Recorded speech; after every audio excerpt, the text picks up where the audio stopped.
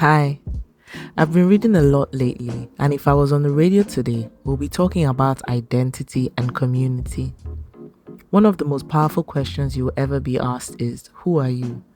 Not your job title, not your relationship status, not that cute little line in your Instagram bio. Nah, who are you at your core? And then comes the follow up question, who are you when you are with us? Who is your tribe? Who is your community? Because identity doesn't live in a vacuum. Who you are is shaped by the people you work with, and who they are is shaped in part by you. Now, here's what I know for sure: your identity may shift with seasons. You grow, let go of old habits, discover new passions, but there is one part of you that is fixed. One thing about you that will never change. You are made in the image and likeness of God. Genesis 1:27 says it plain. That is your anchor. That is your constant. That is your unshakable who. Which means you carry his imprint, designed to reflect his love, his truth, his creativity, his power. That's not just a nice thought. That's your DNA. So let's talk community. We've all heard the saying, show me your friends and I'll tell you who you are. Birds of a feather flock together, blah, blah, blah. Proverbs 13:20 says, walk with the wise and become wise, but a companion of fools suffers harm. Translation, your tribe influences how you live out that God-given identity, and you influence them right back.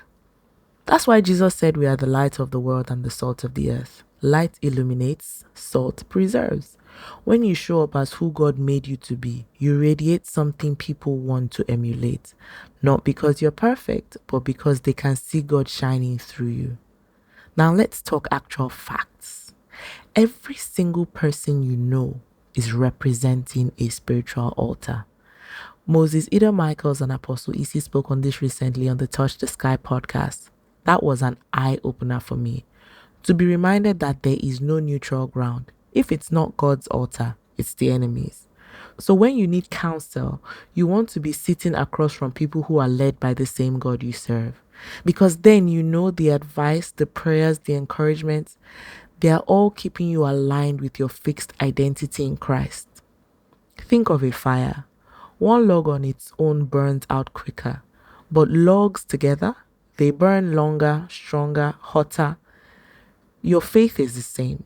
Surround yourself with people who keep your flame alive, because the wrong crowd will have you dimming without even noticing it's happening.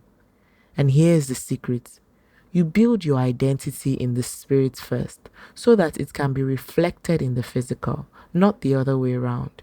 You don't start with looks, achievements, or status. You start with the altar you serve, the word you believe, and the God you obey. Ephesians 4:1-3 tells us, this is me summarizing, tells us to live a life worthy of the calling you have received and to keep the unity of the Spirit. Unity doesn't mean we all look or act the same. It means we are rooted in the same source. So here's my check-in for you this week. Does your community call you higher or keep you small? When you're with them, do you still recognize yourself? And are you showing up fully or editing yourself to fit in?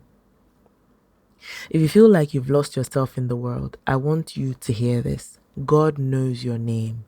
He knows your heart. He knows exactly who He made you to be.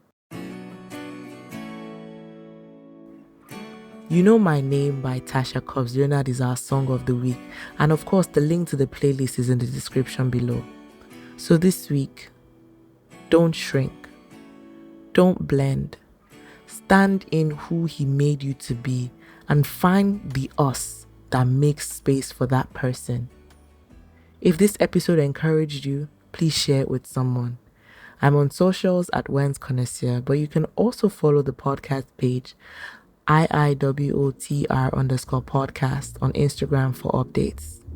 Until next Monday, remember, you are made in the image and likeness of God. Live it, reflect it. Peace.